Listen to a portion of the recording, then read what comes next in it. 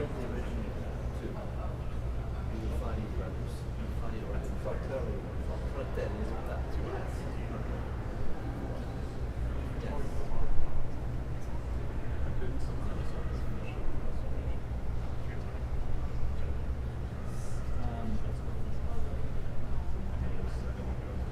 Well, yeah, but they were still representing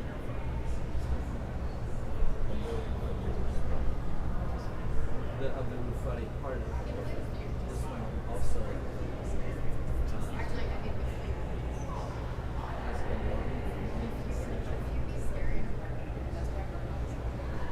part of this Yes. And the brand of that one is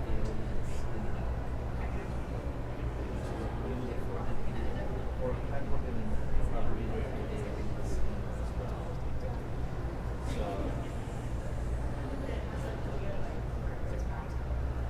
and the original Aeolian Skinner from the Lincoln Center was in the archive.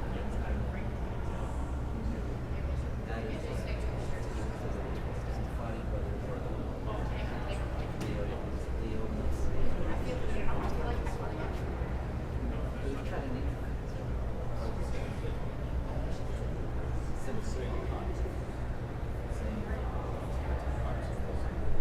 The console is built specifically for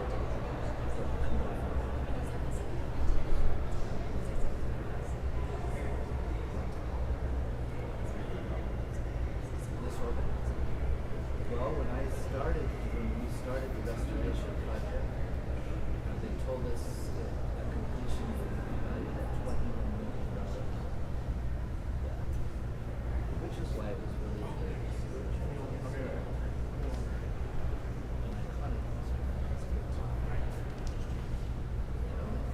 Well, we have two, you know.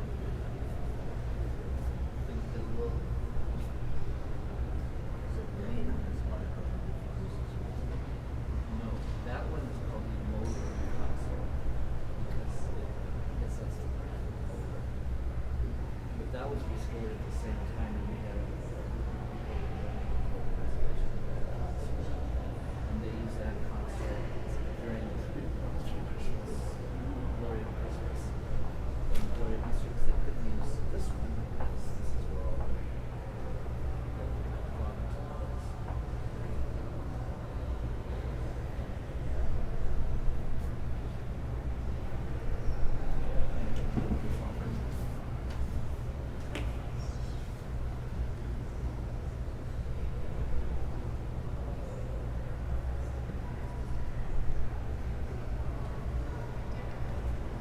Good evening, everyone, and welcome to Christ Cathedral. I'm Father Christopher Smith. I'm the Rector Emeritus of Christ Cathedral, and it's wonderful to have so many of you here to enjoy tonight's concert. We have been celebrating a whole year of organ concerts here at Christ Cathedral, as many of you know, because this is the dedication year of the Hazel Wright restored organ. We really celebrated the return of Hazel with the Vatican organist here, who brought us a papal blessing to begin our year of concerts. And this year of organ concerts, as many also know, will culminate on June the 20th, not too far from now, when we will have the Grammy Award-winning organist Paul Jacobs, along with the Pacific Symphony and the Pacific Chorale, right here, live in Christ Cathedral. The May concerts are featuring our very own, as we say, in-house organists, our own Christ Cathedral organists. And we hear our own organists, many of us who are parishioners or who come to liturgy at Christ Cathedral, we hear them playing at the liturgies and accompanying the choirs. A concert is a great opportunity to hear our organists in a different capacity. Through these concerts in May, we hear our own organists play the organ playing classical music in a concert setting where the focus is on the fabulous Hazel Wright organ. Once again tonight, I would like to invite you to consider donating to the Hazel Wright Organ Sustainability Endowment Fund.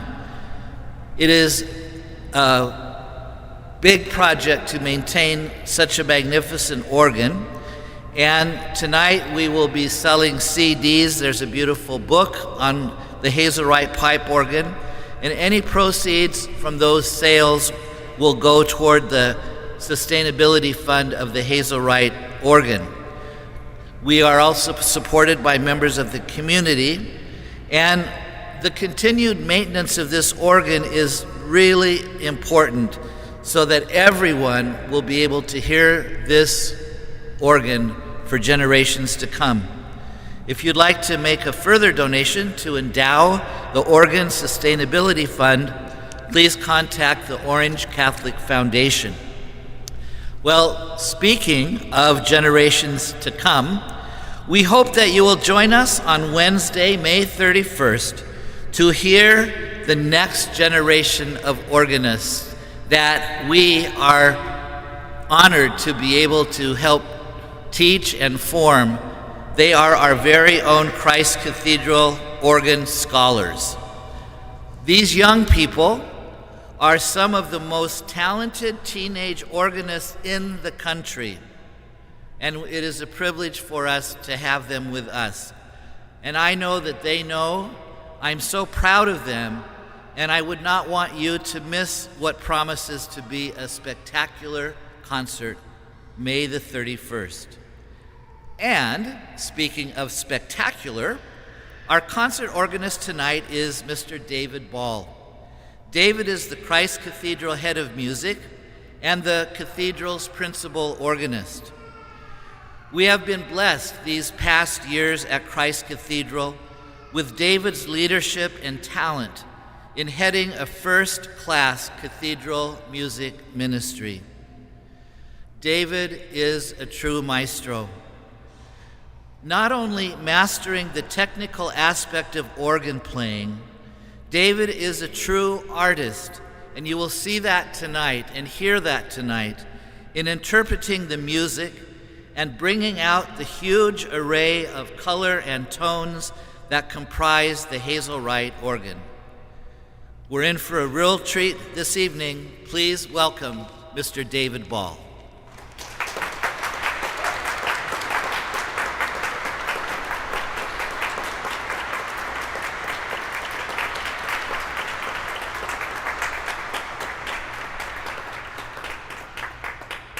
So I usually like to start concerts right away with music, but I wanted to make sure you knew exactly what you were hearing. These first two pieces were not originally a set, but they are now. The first piece you're going to hear is a fanfare by a living composer named Daniel Ficcari. And this piece was written actually to welcome the restored Hazel Wright organ into our new space.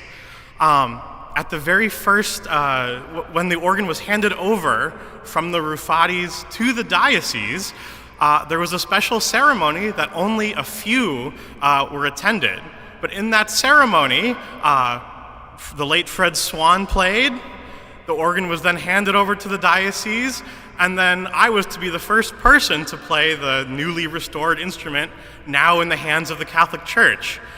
I wanted to play Bach, because of course, every organist has to play Bach, but I also wanted to tie Bach in with something of today, something of this century. And so I asked a friend of mine, Daniel Ficcari, the organist of actually the biggest Christian worship space in the Western Hemisphere, St. John the Divine in New York. I asked him to write me a piece that would show off the Hazel Wright organ and lead right into this famous Bach work. So here is Daniel Ficcari's fanfare written for the Hazel Wright organ, followed by Bach's Symphonia in D major.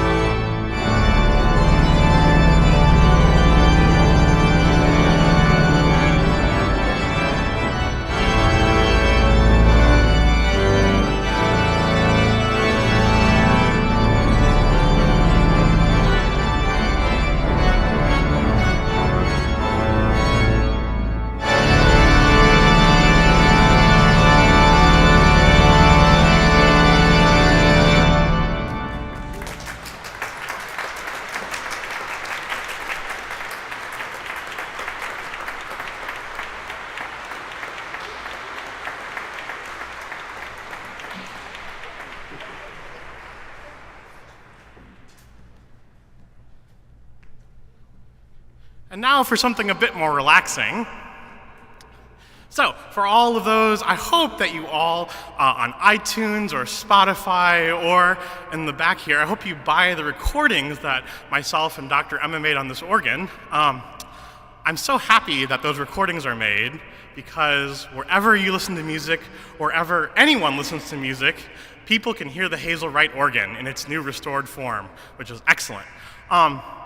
Just a note to all you CD aficionados out there, these first three pieces, I'm using the exact same registration or colors that I used on those exact albums. So you can compare what it's like to hear the organ in person and on those recordings with these first, the Bach, the Ficcari, and now a favorite of everyone, Sleeper's Wake by Bach, usually heard the first Sunday of Advent.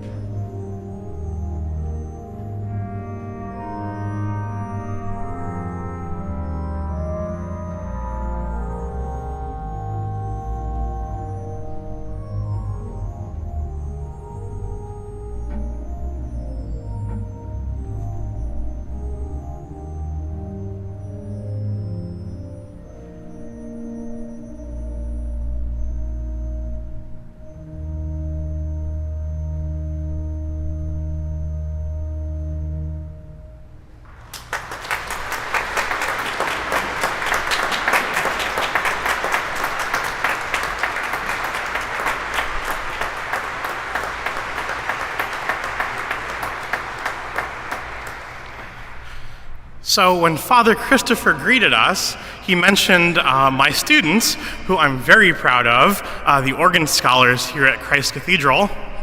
And these next two pieces are for them.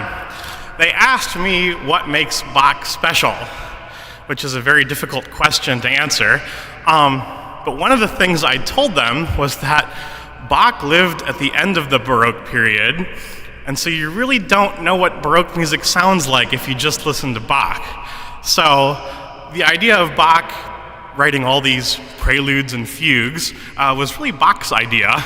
Before Bach, there were things called preludium, and these were sort of free works. They were improvised, meaning they were made up on the spot sometimes, and they alternated between free, improvisatory, made-up sections and more thought-out fugal sections.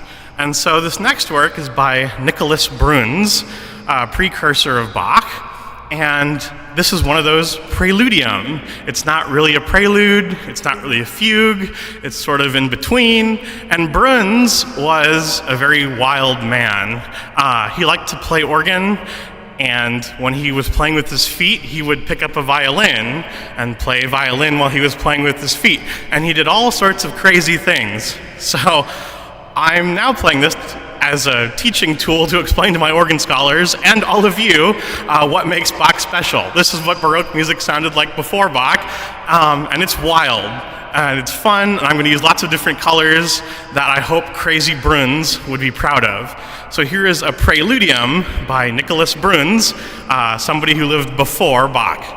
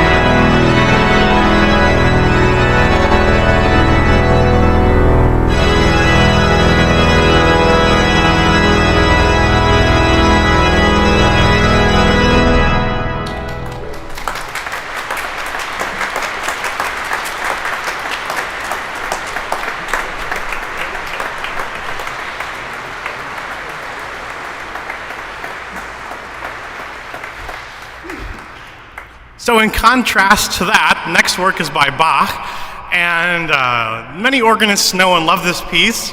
I think many organists forget that this was by a young Bach. You usually see Bach as an old man, and this youthful fugue was written by a young man, and so I think we organists can enjoy ourselves a little more.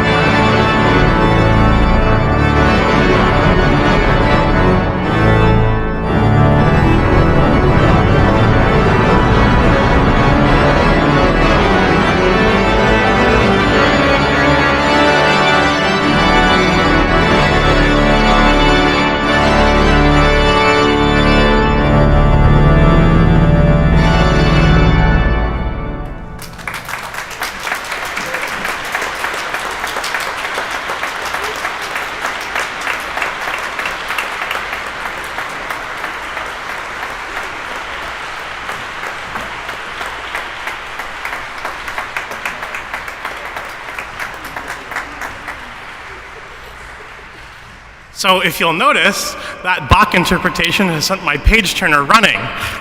No, just kidding. Dr. Emma Witten is actually making her way to the back balcony.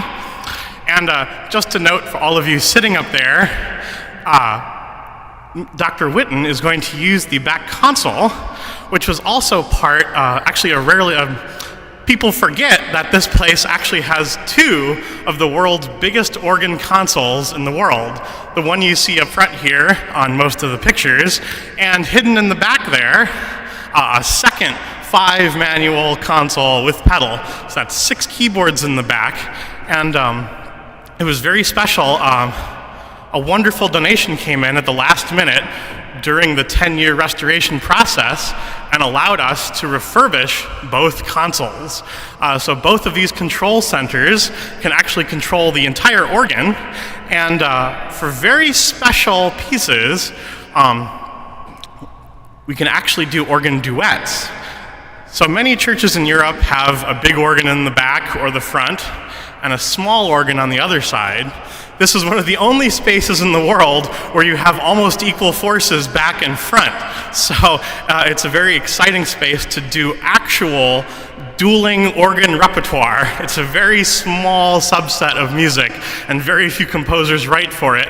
It's a very difficult thing to do, as you have 2 giant loud instruments just going back and forth. So for all of you sitting in the back balcony, it's going to be quite loud, as you're basically in the organ, so enjoy. For everyone in the middle, you'll hear the organs going back and forth in these next 2 pieces. This next piece is called Dialogue Monastique, and it's written by an American, actually one of the greatest cathedral organists of the 20th century, Richard Purvis, who was the organist at Grace Cathedral in San Francisco, and he had 2 organs to write for at the front and back of his cathedral. Nothing like this. Ours are bigger, ours are better, and so this is a more louder version of this piece. It's based on 2 chant tunes, the Te Deum and the Dies Irae. So for all of you Catholics out there, you'll recognize some wonderful chant as hopefully the music surrounds you and bounces around the room. So enjoy this rare performance of 2 double organ works. Organ versus organ.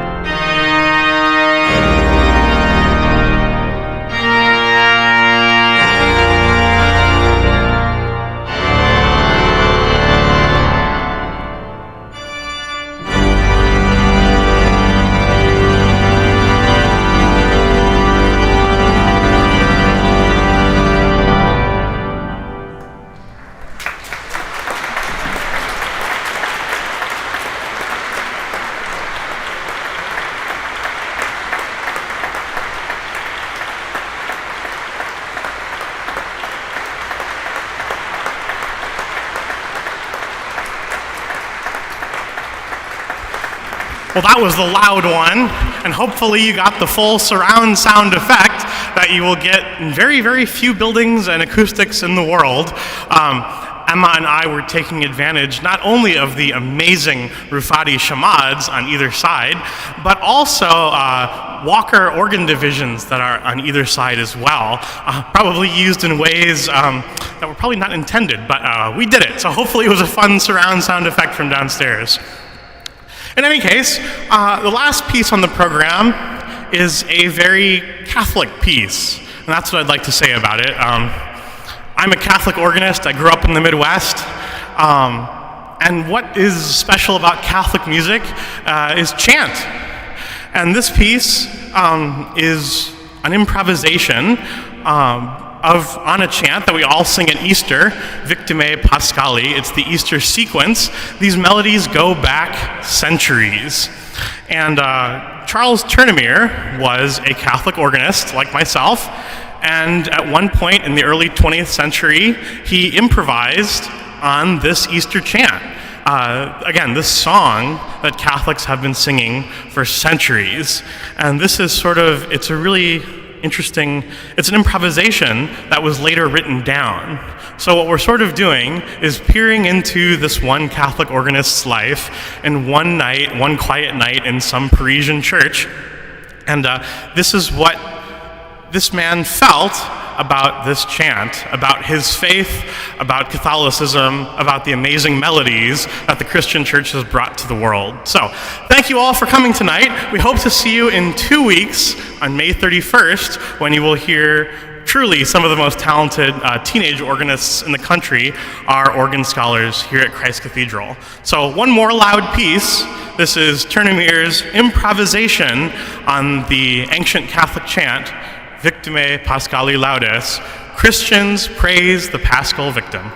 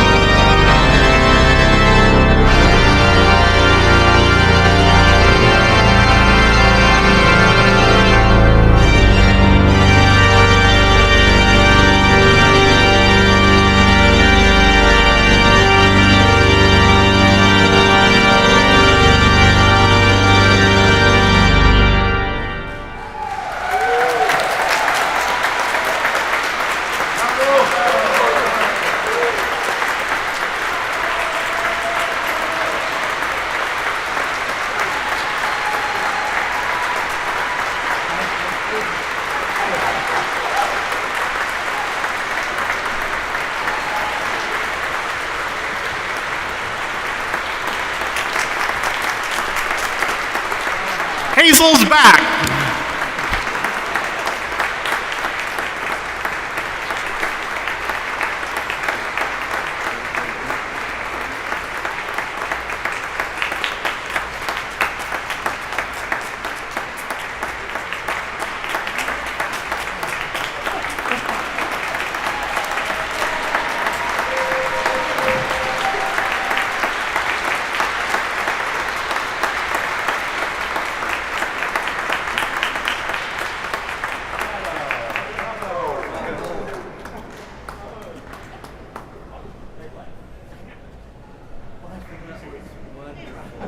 Lots of fun stuff. Right, it works. The curator's sitting over there, somebody he was so scared to interview.